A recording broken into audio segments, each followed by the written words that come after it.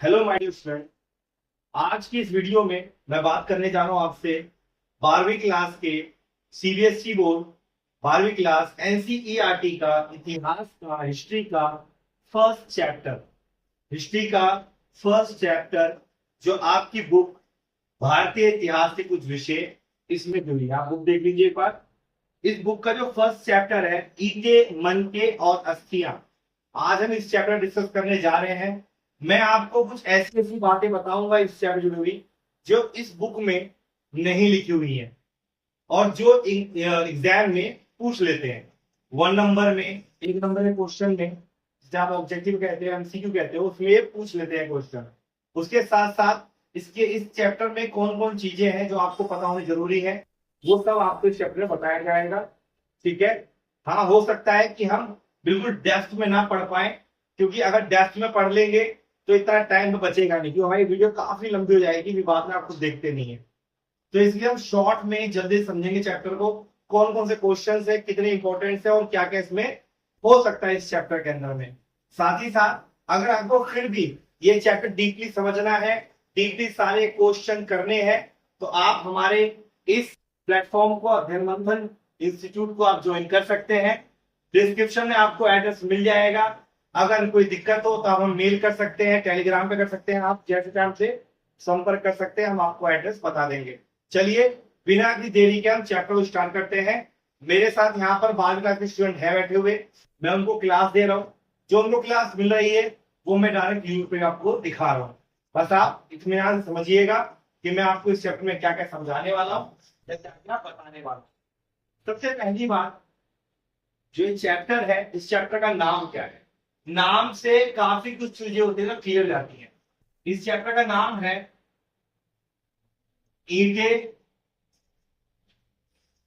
मनके व अस्थियां। ईंटे मनके व अस्थियां, ये चैप्टर का नाम है।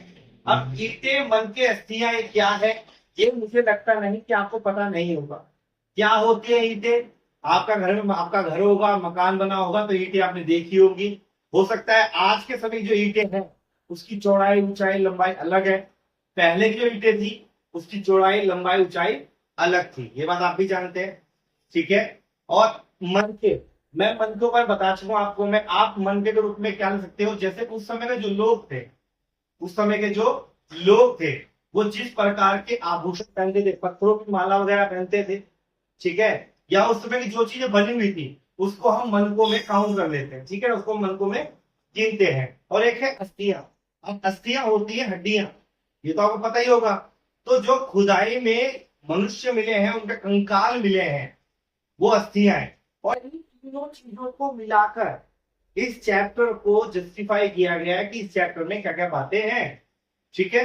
उससे पहले बता दूं आपको मैं, अब शॉर्ट में बोल दूं कि जो ईंटे मन के अस्थियां हैं, ये जो ईंटे मन के अस्थियां हैं, एक बार कैमरा में चाहूंगा अगर देखिए आप जरा, ये क्लियर दिखाई दे रहा है, ये क्लियर दिखाई दे रहा है कैमरे में? या देख के बताइए मेरे को, जो लिखा है मैंने बोर्ड पे दिख रहा है? ओके, ठीक है। तो मैं आपको बता रहा हूँ ईंटे मन के अस्थियां, अगर मैं इसको एक शब्द में क्लियर कर दूं तो आप इसको कह सकते हो, क्या कह सकते हो? इसको आप कह सकते हो अभिलेख। क्या कह सकते हैं? अभिलेख। देखो, अभिलेख तो वैसे क्या होता है, कोई कठोर सतह हो, चट्टान हो, गुफा हो, पहाड़ हो, पर्वत हो, उस पर खोद खोद के लिखा होता है, उसको हम अभिलेख कहते हैं। लेकिन मेरा मानना यह, अकॉर्डिंग टू हिस्ट्री, इतिहास के हिसाब से अगर 12वीं क्लास में है तो हर चीज अभिलेख का काम करती है, जो आपको उस समय की जानकारी दे रही है। जो आपको उस समय की जानकारी दे रही है वो आपके लिए अभिलेख का काम करती है। कई बात सुनने आ गया आप सबको? ठीक है, मुंह का इस्तेमाल कर सकते हो, आप बोल सकते हो। कई बात सुनने आई आपको? Very good. बहुत खाना वाना नहीं खाए हो? कुछ खा के आया करो, एनर्जी रखो अपने अंदर। ठीक है। अब हम चलते हैं इस चैप्टर में। देखो, इस चैप्टर को अगर बात की जाए तो देखो, इसको हम सिंधु घाटी सभ्यता कहते हैं। क्या कहते हैं? सिंधु घाटी सभ्यता। सिंधु घाटी सभ्यता, ये भाषा करना पड़ेगा, सिंधु घाटी सभ्यता। ठीक है। सिंधु घाटी सभ्यता कहते हैं इसके अंदर। सिंधु घाटी सभ्यता, सिंधु घाटी सभ्यता के साथ साथ इसको हम हड़प्पा सभ्यता भी कहते हैं। क्या कहते हैं? हड़प्पा सभ्यता भी कहते हैं। इसको हम हड़प्पा सभ्यता भी कहते हैं। इसको हम मोहनजोदड़ो सभ्यता कहते हैं। मोहनजोदड़ो सभ्यता भी इसको हम कहते हैं। ठीक है, ये भी हम कह सकते हैं। इसके साथ साथ इसके और भी कई नाम हैं जिसका आपके बुक में कोई जिक्र नहीं है। अगर मैं बताना चाहूँ तो आपको मैं सिंधु सभ्यता, सिंधु सरस्वती सभ्यता भी कहते हैं इसको। इसे कांस्य युगनी सभ्यता कहते हैं। क्या कहते हैं? कांस्य युगनी, कांस्य युगनी,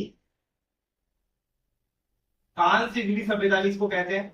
ऐसा क्यों कहते हैं? क्योंकि इस समय, इस सभ्यता के समय लोहा नहीं था, तो कांसा था जिसको बनाया जाता था अलग से, तांबा और क्या मिला के, क्या मिला के, तांबा और जिंक मिलाकर।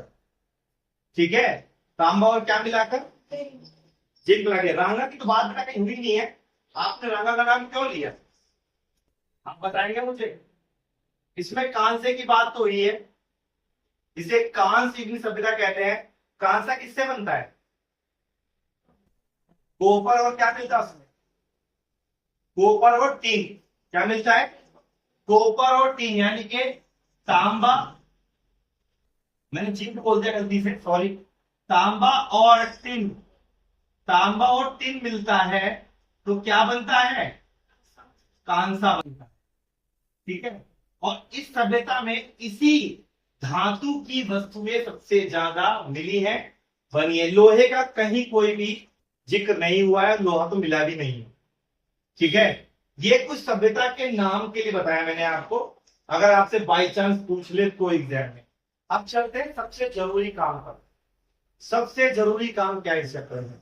हमको ये पता लगाना है कि जो हड़प्पा सभ्यता है, इतनी प्राचीन सभ्यता है, ये कहां तक विस्तृत थी, कहां तक ये फैली हुई थी। थोड़ी इसकी बात कर लेते। अगर मैं बांट दूं इसको 4 भागों में, मान लो 4 भाग हो गए। ये हो गया हमारा नॉर्थ, ये हो गया हमारा साउथ, ये हो गया हमारा ईस्ट, ये हो गया हमारा वेस्ट। ये हमारी 4 साइड्स हो गई। मैं इस 4 साइड्स में आपको बताने जा रहा हूं कि इसमें क्या क्या होगा। ठीक है, इस 4 साइड्स में थोड़ी देर क्लास से लिया। ठीक है, अब इस 4 साइड्स में क्या क्या है ये मैं बता रहा हूं आपको हड़प्पा सभ्यता के बारे में। ये जो हड़प्पा सभ्यता है ये कितनी विस्तृत थी। तो देखो, अगर नॉर्थ की बात की जाए तो नॉर्थ में एक जगह है जिसे कहते हैं मांडा। क्या कहते हैं? मांडा। ये थी चेनाब नदी के पास। किस नदी पास थी? चेनाब नदी के पास थी ये। ठीक है, चेनाब नदी के पास थी। क्लास काफी लंबी रहेगी, पर थोड़ी बात बताना, ठीक है ना? हाँ, ठीक है, चेनाब नदी के पास थी ये। मैं लिख देता हूं यहां पर मैं, चेनाब नदी। और ये कहां पर है? ये है JNK। JNK बोले तो जम्मू एंड कश्मीर। जम्मू कश्मीर का है मांडा। यानी कि अगर आप पूरे मैप को देखेंगे अच्छे से, मैं आपको देता हूं गारंटी, आपकी बुक के अंदर में इतना बड़ा जिक्र नहीं किया गया है जो मैं बता रहा हूं आपको। कुछ भी याद नहीं करना है आपको, सब कुछ क्लियर हो जाएगा, ध्यान से सुनिए। ठीक है, सबसे पहली बात मैंने क्या करी कि नॉर्थ में जो आपका सिंधु घाटी सभ्यता है, तो उसके उत्तर में, सबसे उत्तर में कौन जगह पड़ती है? मांडा, जो है चिनाब नदी के पास। और ये कहां पर है? जम्मू कश्मीर में। आओगे आप साउथ में आओगे तो साउथ में जो जगह है उसका नाम है दाइमाबाद। क्या नाम है? दाइमाबाद है। देमाबाद भी कहते हैं इसको, दाइमाबाद। ये है गोदावरी नदी पास है, गोदावरी, गोदावरी नदी के पास है ये। और ये कहां पर है? ये है महाराष्ट्र में है। कहां पर है? महाराष्ट्र। जानते हो ना मुंबई, ये महाराष्ट्र में। दाइमाबाद कहां पर है? गोदावरी नदी के पास में है, जो कि महाराष्ट्र में है। यानी कि सिंधु घाटी सभ्यता का दक्षिणतम बिंदु क्या है? सबसे दक्षिण बिंदु क्या है? आपका दाइमाबाद है, जो महाराष्ट्र में। आपसे पूछ सकता है एग्जाम के अंदर में 1 नंबर में कि सिंधु घाटी सभ्यता का दक्षिणतम बिंदु कौन सा है, यानी कि साउथर्न पॉइंट कौन सा है? तो वो कौन सा है? दाइमाबाद, जो कि महाराष्ट्र में है। गोदावरी नदी के पास में है। अगर आप ईस्ट में जाओगे तो ईस्ट में आपका पड़ता है आलमगीरपुर। क्या पड़ता है? आलमगीरपुर।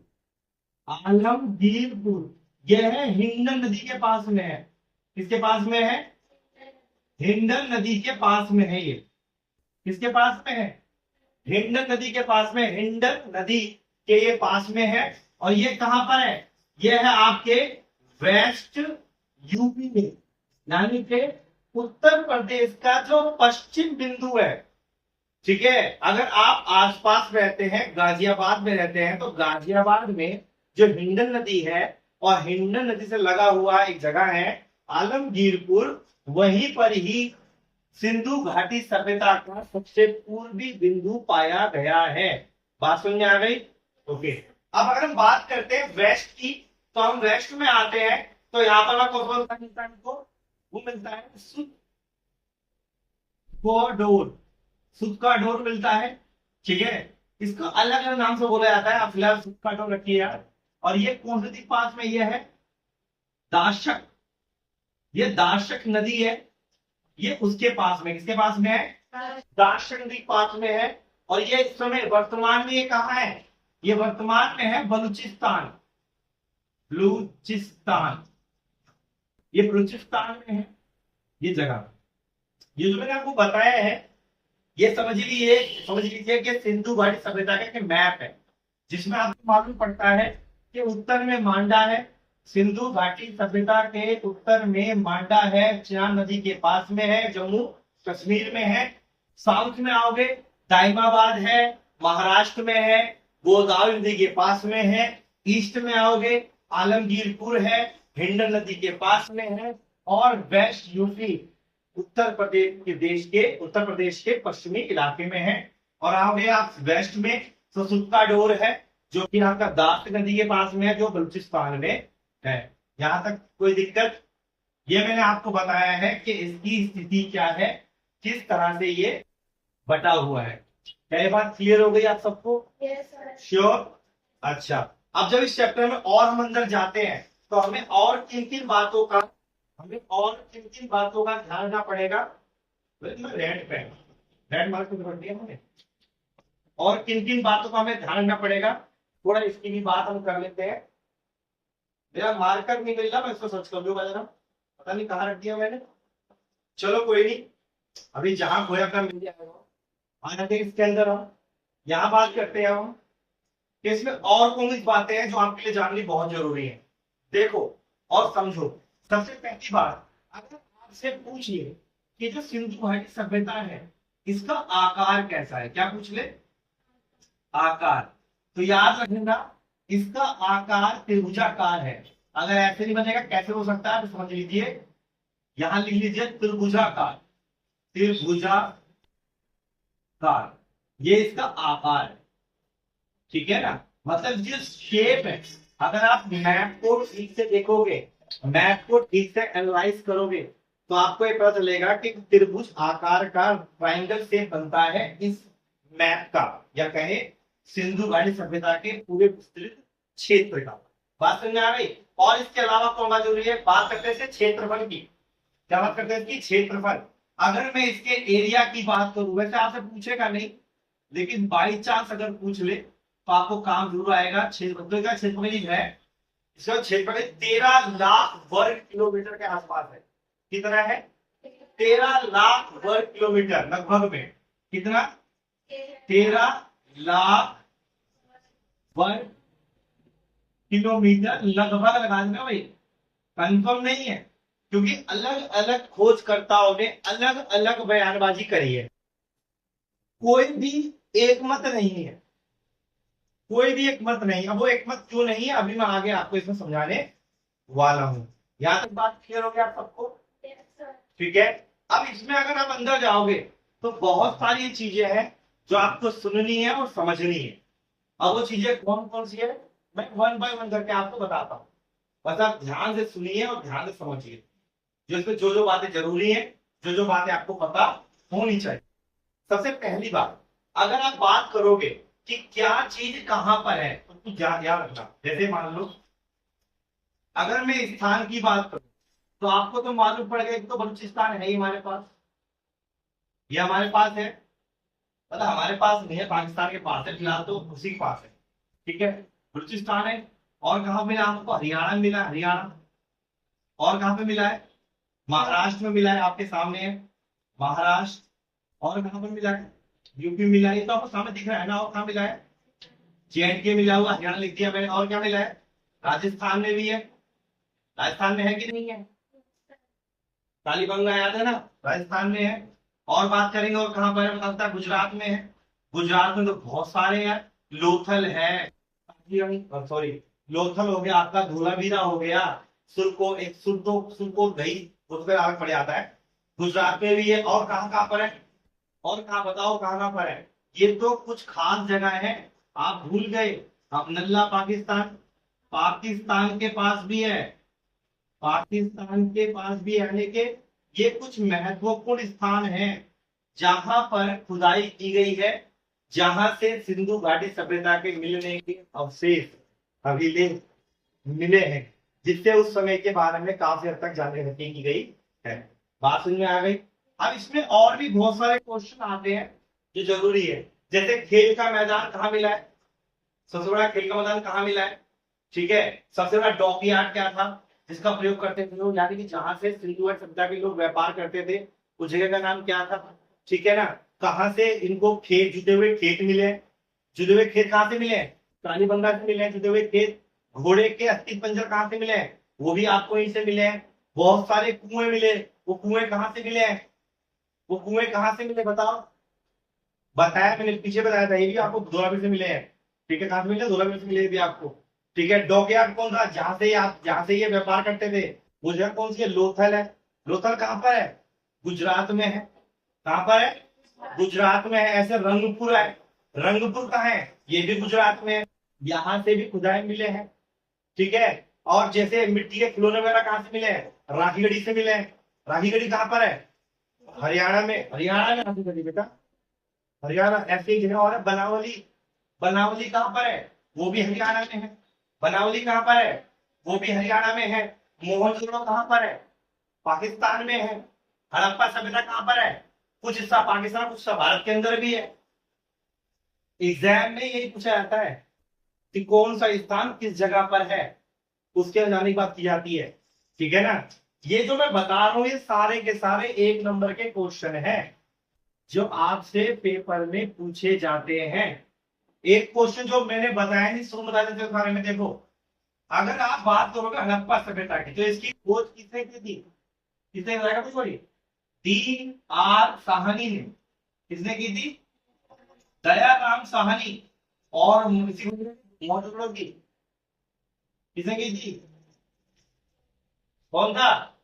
R.D. बैनर्जी। R.D. बैनर्जी। इतनी जल्दी भूल रहे हो आप? ऐसे पढ़ रहे हो 12वीं क्लास को, मजाक बना रखा 12वीं क्लास को आपने, यही पढ़ाई कर रहे हो? नंबर आपको लाने हैं बहुत सारे, पढ़ाई कर रहे हो आप 30 नंबर की, तो नंबर आएंगे कहां से आपके? इतना समझाने के बावजूद भी आपको दिमाग में नहीं आ रही बात। हड़प्पा सभ्यता की खुदाई करी थी, खोज की थी D.R. साहनी ने, यानी कि दयाराम साहनी। और मोहनजोदड़ो की खोज की थी R.D. बनर्जी ने, राखा दास बनर्जी ने की। ठीक है, ऐसे ही बलूचिस्तान की खोज की थी हरियाणा में तुम्हारा बनावली, राखीगढ़ी, महाराष्ट्र में आपका दाइमाबाद, यूपी में आलमगीरपुर, जम्मू कश्मीर में मांडा, राजस्थान में आपका कालीबंगा हो गया जिसकी खोज की गई थी, गुजरात में रंगपुरा हो गया, लोथल हो गया, धोलावीरा हो गया, पाकिस्तान में आपका हो गया मोहनजोदड़ो। इन सबकी खुदाई हुई है, खोज हुई है, और इन सबकी अलग अलग नदियां भी बताई गई है, कौन सी चीज किस नदी के पास में है। ठीक है, जैसे जो मोहनजोदड़ो है ये किस नदी के पास में है? मोहनजोदड़ो किस नदी के पास में है? बताओ, मोहनजोदड़ो ये किस नदी के पास में है? बताओ सोचकर मुझे, मैंने पढ़ाया है इसके बारे में। मोहनजोदड़ो, अरे भगवान, ये है रावी नदी के पास में। रावी नदी के तट पर कौन सा है? मोहनजोदड़ो। और सिंधु नदी के तट पर कौन सा है? हड़प्पा सभ्यता। हड़प्पा सभ्यता किस नदी तट पर है? सिंधु नदी। और मोहनजोदड़ो रावी नदी। ये इतनी बात कर रख लो। पंजाब में रावी नदी बहती है, ये कहां बहती है? पंजाब का नाम क्यों पड़ा है? पंच आब। आब मतलब पानी, मतलब नदी। 5 नदियों का क्षेत्र पंजाब। आपने कभी रावी नदी सुनी है एक बार भी? कभी मैप देखा भी है? नहीं देखा? देख लिया करो, थोड़ा तो पढ़ो यार। ये जो मैंने आपको बताया है, जो यूट्यूब पर है, जो मैंने आपको बताया है, ये सारे के सारे क्वेश्चन हुए हैं जो 1 नंबर के होते हैं। अगर मैं साफ तौर पे क्लियरली बता दूं कि इस चैप्टर में कितने क्वेश्चन है जो रिटर्न में लिखने को आते हैं 5 नंबर में या 6 नंबर में, कितने क्वेश्चन है देखो, आप फिंगर पे काउंट कर सकते हो। मैं इसको कहां लिखूं? चलो मैं यहां लिख दूंगा। पहला क्वेश्चन नंबर 1, पहला क्वेश्चन है सिंधु घाटी सभ्यता का, ये है कि सिंधु घाटी सभ्यता की विशेषताएं, विशेषताएं बताओ। एक तो क्वेश्चन ये वाला हो गया। दूसरा क्वेश्चन, दूसरा क्वेश्चन कौन सा है? वो है मोहन जोदड़ो क्वेश्चन है। मोहन जोदड़ो की विशेषताएं बताइए या बताओ। एक क्वेश्चन हो गया। तीसरा क्वेश्चन, ठीक है ना, तीसरा क्वेश्चन विनाश, मतलब इस सभ्यता का विनाश कैसे हुआ? इस सभ्यता का विनाश, अब विनाश के ऊपर तो लंबी चौड़ी थ्योरी है, हर किसी ने अलग अलग बात बोली है, कोई भी एक मत है ही नहीं, किसी ने एग्जैक्टली सेम टू सेम नहीं कहा। पहली बात बताऊं, कुछ सबूत ही नहीं किसी के पास है, क्योंकि इसमें जो लिखित रूप में भाषा मिली है वो आज भी सबके लिए क्या है? अज्ञात है। मतलब आज भी यह भाषा पढ़ी नहीं गई है। अगर पढ़ ली गई होती तो कितना काम आसान होता। एक बात और बता दूं आपको, अपने किताब में लिखा हुआ नहीं है, ठीक है, एक बात लिखी, बात लिखी नहीं है। इसकी जो भाषा थी, जो लिखावट थी, वो लिखावट दाएं से बाएं, मतलब इस तरह लिखते थे, यूं लिखते थे, फिर जब मैं यहाँ खत्म आती तो यूं लिखते थे, फिर यूं लिखते थे, फिर यूं लिखते थे, फिर यूं लिखते थे। ये इसकी भाषा थी लिखने की, दाएं से बाएं, बाएं से दाएं, दाएं से बाएं, बाएं से दाएं। ऐसे अब तुम्हारी किताब में जिक्र नहीं किया गया है तो बता रहा हूं आपको मैं। समझ में आ गई बात? ये क्वेश्चन हो गया विनाश का क्वेश्चन था, विनाश कैसे हुआ? किसी ने कहा भूकंप आया, किसी ने कहा बाढ़ आया, किसी ने कहा भूस्खलन हो गया, किसी ने कहा आंतरिक द्वंद हो गया, किसी ने कहा अकाल पड़ गया, किसी ने कहा बाहर से आक्रमण कर दिया। ऐसे अनेक मिथ्स है, कोई कंफर्म नहीं है। तो अगर ये क्वेश्चन आ जाए तो यार तो सोने पर सुहागा है। अगर आपके पास कोई भी बात आ रही है कि ऐसे विनाश हुआ होगा तो आप लिख दीजिए, नंबर आपको पूरे मिलेंगे। बट लिखने का सेंस ऑफ ह्यूमर कैसा है आपका वो मुझे नहीं पता। आपको जो ऑफलाइन पढ़ने को पता, इनको सिखा रखा है मैंने, इनको और सिखाऊंगा अभी मैं, क्योंकि अभी तो क्लास शुरू हुई है, कहते हैं ना अभी तो पार्टी शुरू हुई है, अभी तो पूरा कारवा बाकी है, अभी तो नापी है बस चंद मुट्ठी जमीन, अभी तो पूरा आसमां बाकी है। वही बात है, इनको तो नपवा रहा हूं। अगर आपको भी मापना नापना है, सीखना है, समझना है, लिखना है, करना है, और इतिहास को चुटकियों में करना है, बिना रट्टा बिना याद करे, मैं सिखाऊंगा। कुछ भी याद करना नहीं पड़ेगा, ये मेरी गारंटी है। 12वीं क्लास के बच्चे बड़े ध्यान से सुन ले।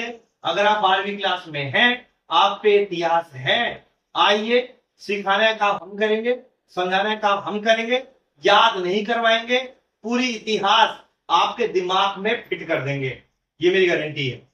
आइए, विनाश हो गया। और एक लास्ट क्वेश्चन है जो इस चैप्टर में आया है, वो है आर्य सभ्यता को लेकर। ये जो आर्य सभ्यता है वह जो सिंधु सभ्यता है, ये जो 2 सभ्यताएं हैं, इनके बीच में मुझे समानताएं असमानताएं कि कहां कहां समान है और कहां कहां असमान है, इनकी संस्कृति कैसे अलग है, क्या ऐसी चीज थी जो आर्य लोग जानते थे, क्या ऐसी चीज थी जो ये नहीं जानते थे। और इस पूरी किताब में कुछ ऐसे पॉइंट है जो बहुत इंपॉर्टेंट है। जैसे एक पुरोहित राजा की मूर्ति है, ठीक है, एक नृत्य की मूर्ति है, और जो नृत्य की मूर्ति है वो किसके पास है? वो है पाकिस्तान के पास। और जो पुरोहित राजा मूर्ति किसके पास है? हमारे पास है। जो बूढ़े बाबा की है, दाढ़ी वाले बाबा, तुम्हारी किताब में पिक्चर बनी है इसकी, दाढ़ी वाले बाबा की, तो इनकी मूर्ति हमारे पास है और उनके पास नृत्य की है, वो हमारी है, ये इनकी है, हमें वापस बदलनी भी है इसको। जो बात तो चल रही है, और साथ ही साथ मोहनजोदड़ो में एक स्नानागार है, पूरी किताब का, पूरे चैप्टर का केंद्र में तो मान लो उसको, इस चैप्टर का स्नानागार। यानी कि उससे एक बात को अंदाजा लगा सकते हो कि सिंधु घाटी सभ्यता में लोग स्नान को बहुत महत्व देते थे, उनके लिए महत्व बहुत जरूरी था। ठीक है, जबकि आर्य सभ्यता में ऐसा नहीं था, वहां नहाते थे लेकिन इतना महत्व नहीं देते थे। सिंधु घाटी सभ्यता में तुम्हारा एक सिंग वाला बैल, सिंग वाला सांड, गेंडा, बैल, बकरी, हर तरह के जानवर पाए जाते थे। खास तौर पे जैसे आप कहते हैं ना बैल, कहते हैं बैल, बैल तो इनका प्रिय था। एक कुबल वाला सांड जो होता है वो इनका प्रिय था। ये माता देवी की पूजा करते थे। ठीक है, जानवर तो पालते थे ये, लेकिन उनकी पूजा नहीं करते थे। जबकि आर्य सभ्यता के लोग क्या करते थे, गाय की पूजा करते थे। दोनों में अंतर इस चीज का है, उनके पास उनका जो उनका क्या कहते हैं सवारी था, घोड़ा था, जबकि यहाँ के लोग घोड़े के बारे में जानते नहीं थे। सिंधु घाटी सभ्यता के लोग घोड़ों के बारे में कुछ नहीं जानते थे। इसके साथ साथ और क्या खास बातें इसके अंदर है, हड़प्पा सभ्यता को लोगों को पता नहीं था लोहा क्या होता है, जबकि सारे अस्त्र शस्त्र आर्य सभ्यता के लोग किसके थे, लोहे के थे। यानी कि वो लोहे के बारे में बहुत कुछ जानते थे। ठीक है ना, लेकिन हड़प्पा सभ्यता इस लोग की चीज से अवेयर नहीं। एक बात और, जो ये सभ्यता सिंधु घाटी सभ्यता ये शहरी सभ्यता थी। क्या थी ये, शहरी सभ्यता थी, जबकि आर्य सभ्यता ग्रामीण सभ्यता थी। ठीक है, मैंने आपको ये 4 क्वेश्चन ही पढ़ने इस चैप्टर, बस और कोई क्वेश्चन पढ़ना ही नहीं है। 1 नंबर के जितने भी क्वेश्चन आ सकते हैं पेपर में, मैंने सारे के सारे कुछ लिख दिए हैं भाई, कुछ बोल दिए हैं। क्योंकि अगर सारी बातें मैं बोर्ड पे लिखूंगा तो यार डिजिटल बोर्ड नहीं है, ये व्हाइट बोर्ड है। मैं कई बार लिखूंगा, कई बार मिटाऊंगा, कई बार लिखूंगा। उससे अच्छा मैंने सारी बातें बोली है। अगर आपने ध्यान से सुनी है, और अगर आपने भी ध्यान से सुनी है, तो आपने जरूर से लिख लिया होगा। एग्जाम में इससे बाहर नहीं आएगा इस चैप्टर में से। और मैं कोई बात हवा में नहीं करता। एग्जाम में जितना मैंने अभी तक आपने बोला है, इससे बाहर कुछ नहीं आएगा। हाँ, अगर आपको ये आंसर बनाने सीखने हैं, बनाने, याद करने नहीं, तो आप आइए। अगर ये वीडियो आप तक पहुंच चुकी है तो जरूर आइए, सीखिए, सिखाएंगे हम। मिलेंगे अगले चैप्टर में, इतिहास का अगला चैप्टर जो बहुत इंपॉर्टेंट है, काफी बड़ा चैप्टर है। हो सकता है वो चैप्टर 2 पार्ट्स में बने, हो सकता है 3 पार्ट्स में बने, बट वो चैप्टर बहुत इंपॉर्टेंट है। वो इंपॉर्टेंट सिर्फ इसलिए नहीं कि 12वीं क्लास का है, वो इंपॉर्टेंट इसलिए है क्योंकि वो भारत के इतिहास से आपको रूबरू करवाएगा। तो मिलेंगे अगली वीडियो में, तब तक आप सभी को मेरी तरफ से जय हिंद।